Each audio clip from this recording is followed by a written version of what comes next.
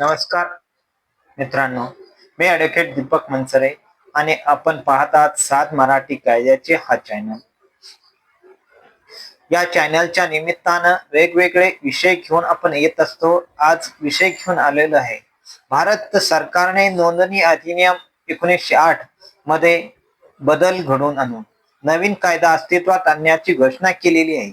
येणाऱ्या जुलै 2025 मध्ये अशा स्वरूपाचा कायदा येणार आहे.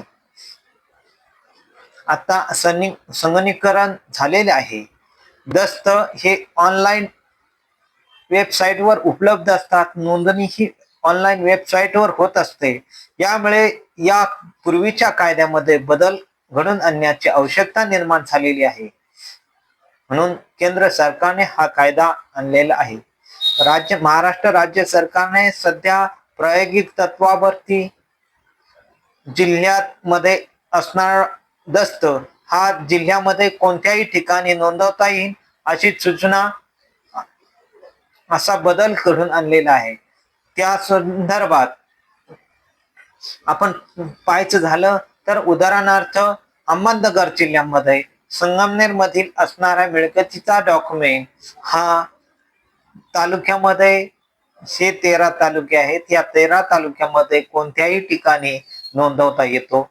त्यामुळे लोकांचा वेळ वाचणार आहे, वेळेची बचत होणार आहे.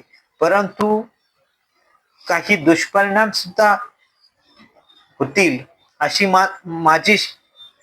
माझी शक्यता आहे.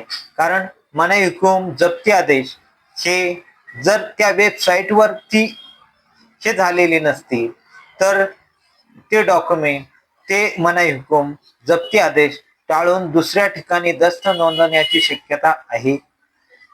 या भारतीय नोंदणी अधिनियमामध्ये चांगले निश्चित बदल घडून येतील आणि सुधारणा चांगली येईल अशी अपेक्षा आपण थोडक्यात बाळगू. आणि नवीन नोंदणी अधिनियम आल्याच्या नंतर आपण वेगळा विषय घेऊ. त्यामध्ये काय बदल झाले, काय बदल नाही झाले याबद्दल वेगळा व्हिडिओ आणणार आहोत.